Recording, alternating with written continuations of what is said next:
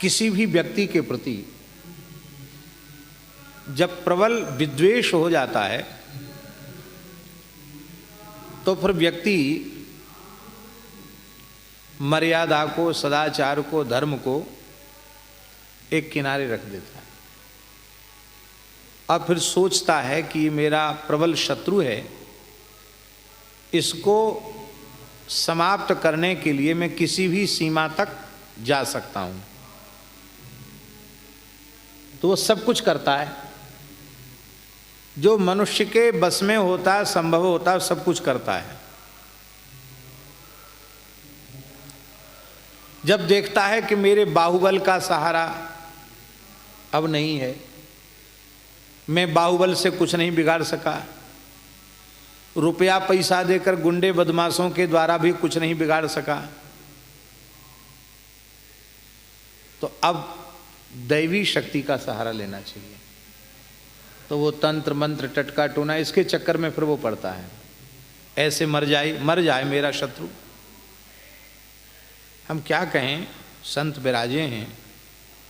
इसी वृंदावन की घटना है। एक व्यक्ति आया, हम उघारे पुघारे बैठे थे, एक तौलिया लगाए थे केवल, शरीर पर कोई वस्त्र नहीं था, और एक व्यक्ति आया, बोला यहाँ का महंत कौन है? खाक छो की बात है, अब यहाँ नहीं थे। यहाँ का महंत कौन है? तो हम ही थे वहाँ। मैंने कहा महाराज जी हैं। नहीं बूढ़े नहीं, एक नया जवान बनाए महंत यहाँ का।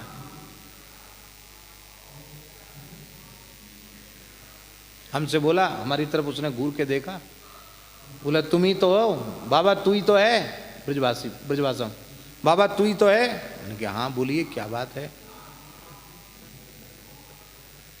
हमने कहा बोलिए क्या बात है। पता नहीं क्या हुआ उसको, उसने मेरी ओर पैर से लेकर सिर तक बहुत नजर गड़ा के मेरी ओर देखा, और देखने के बाद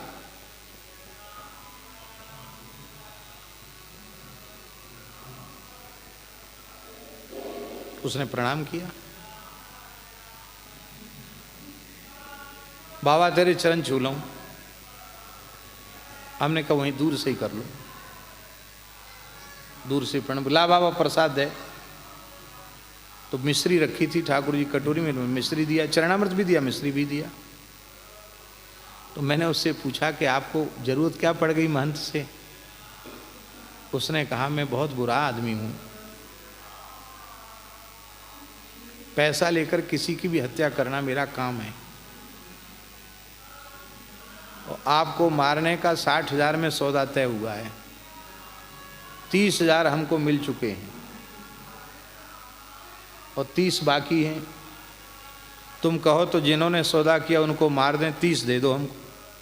उसने कहा हमको तो 60 चाहिए, 30 हमको दे दो, तो हम जिसको मारना उसको हम मार के चले जाएंगे, आपके दुश्मन को,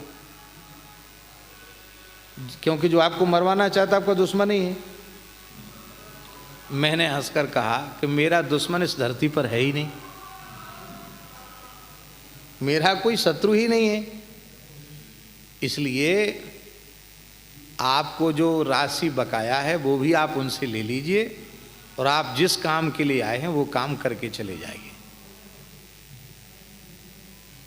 हम तो ठाकुर जी के सामने बैठे हैं, आपको जो चाहिए आप जिस काम के लिए आप कर दो काम, कोई बात नहीं। बिल्कुल भय भी नहीं हुआ। उसने तुरंत कट्टा निकाला, रिवाल्वर मुझे दिखाई, बोले महाराज ये है, मैं झूठ नहीं बोल रहा हूँ। बोलो कौन पे चलाए दूँ? मैंने कि तू जो पे चलाए हुआ उस वहाँ पे चलाए दे। तो बोला मैं बुरा आदमी तू हूँ, पर बाबा ऐसे सुंदर मलूक बाबा जी पे मैं बार ना कर सकूं। बाबा तुम वो तो बस प्रसाद तेने दे दियो, मैं जाए रहूं। प्रणाम करके चला गया। ये कोई कथा प्रवचन में कहने योग्य घटना नहीं है, लेकिन ये बात बिल्कुल सत्य है स्वामी जी, जो पे कृपा रघुपति कृपालु की, बैर और के कहा सरे। ये अनुभव की चीज है। मारने वाला प्रसाद लेके चला गया।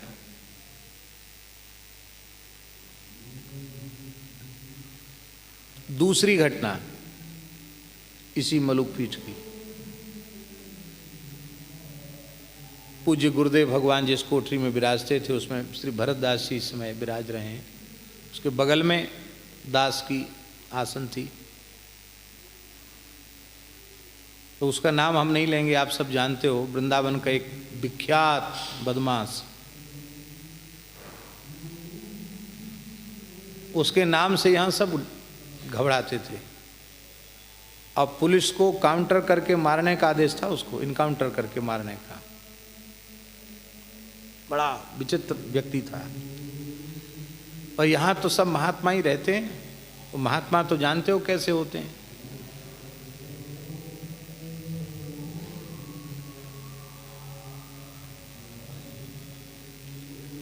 तो पूज्य रमण रीति वाले महाराज जी कभी विनोद में कहते हैं कि उच्च कोटि का जो सरल होता है, सीधा साधा, जिसको कोई ज्ञान ना हो व्यवहार का, उसी को महात्मा कहते हैं। भले ही संसार की दृष्टि में लोग उसको मूर्ख या पागल कहें, पर बोले हम अपनी भाषा में कहते हैं कि जो उच्च कोटि का सरल होता है उसी को लोग महात्मा कहते हैं। तो वो बदमाश यहाँ आया। आगे बोलो मोए बावान पे जानो है। तो एक महात्मा हमारे पास लेके पहुंच गए। सुबेरे का समय था, हम संध्या उपासना कर रहे थे। कोठरी में गुस्सा चला गया। उसने बैठा वहाँ, हमारा जब पूरा हो गया इसके बाद बोला, बाबा हमें पहचानते हो? मैंने कहा मैं तो नहीं पहचानता। मैं पहचानता भी नहीं था। हमने कहा हम तो नहीं पहचानते। बोले मुझे अमुक ठाकुर कहते हैं। उनके नाम तो हमने सुना है। तो बाबा 50,000 रुपये ला। 50,000 रुपये कहाँ से? पुरानी बात है, ये सब बना नहीं था, खंडहर पड़ा था। 50,000 रुपये ला। किस बात के? बोला एक ब्राह्मण की लड़की है, उसका विवाह करना है और मैं वचन दे चुका हूँ, और भी तमाम महंत लोग दे रहे हैं, तुम भी दो, 50,000 दो। तो मैंने कहा भाई देखो ऐसा है कि हमारे पास 10-20 रुपये भी कोई चढ़ाता है तो गौ सेवा और संत सेवा के लिए देता है, ब्राह्मणों की सेवा के लिए देता है। आप जैसे लोगों को देने के लिए तो कोई नहीं देता, तो मैं आपको तो नहीं दे सकता। ये मुंह से निकल गया मेरे।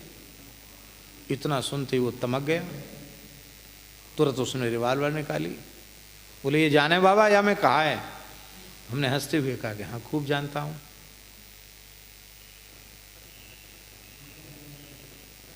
बोले मैं जा रहा हूँ।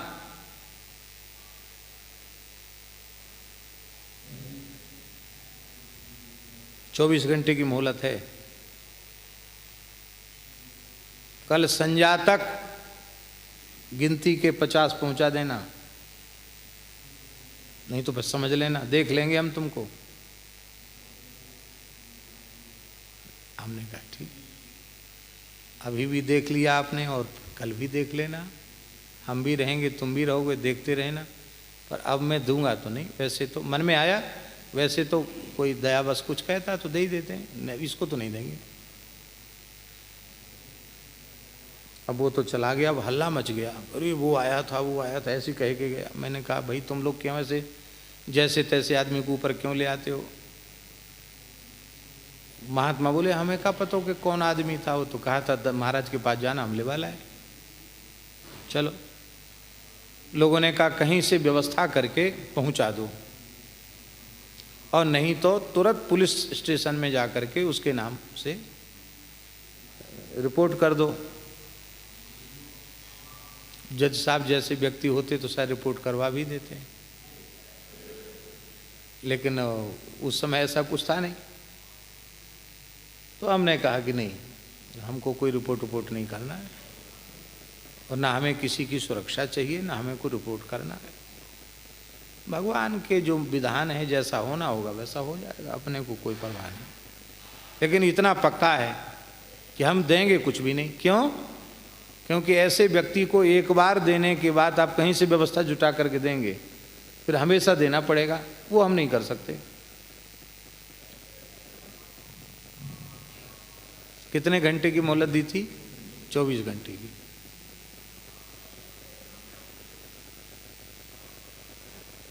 दूसरे दिन ही हमको तो शाम तक पहुंचाना था। दोपहर पीछे पुलिस ने उसको घेर लिया और ये जो पुराना सिंगापुर के आगे जो है ना गोविंद देव जी, गोविंद देव जी के उसी क्षेत्र में उसका इनकाउंटर कर दिया, ढेर हो गया वही। लोगों ने कहा मलुक वाले महाराज ने करवा दिया, प्रभावशाली हैं उन्होंने करवा दिया। लेकिन सच्ची बात ये थी, भगवान सबके बाहर भीतर विराजमान हैं, सबके साक्षी हैं। मुझे तो पता ही चला दूसरे दिन, हमने तो किसी को कहा ही नहीं। पर वो कहता था कि कल संध्या तक की मोहलत है, देख लेंगे। भगवान ने कहा कि तेरी मोहलत ही अब खत्म हो गई, अब तो संध्या के पहले ही चला जाएगा, जहाँ जाना है वहाँ चला जाएगा। संध्या के पहले ही चला गया। ये बातें कहने की नहीं है, फिर भी इसलिए कही जा रही हैं कि हमारे जैसे एक अत्यंत सामान्य व्यक्ति, जिसके जीवन में हम अपने को भक्त नहीं मानते, क्योंकि भक्त का कोई लक्षण हमारे में नहीं है, साधु का भी लक्षण नहीं, भक्त का भी लक्षण नहीं। बस इतना मात्र है कि भगवान का तिलक मस्तक पर विराजमान है, भगवान की तुलसी कंठ में विराजमान है। नाम मात्र के लिए हम कहते हैं कि हम हरि गुरु संतों के सेवक हैं, पर इस नाम मात्र के, वेश मात्र के संबंध से भगवान इतनी कृपा करते हैं, इतनी रक्षा करते हैं, तो फिर भगवदाश्रित जीव को भयभीत होने की, चिंता करने की, उद्वेग करने की क्या आवश्यकता है? ठाकुर जी के सहारे जिए, ठाकुर जी के सहारे रहे। बैर और की कहा सरे, कोई कुछ नहीं बिगाड़ सकता।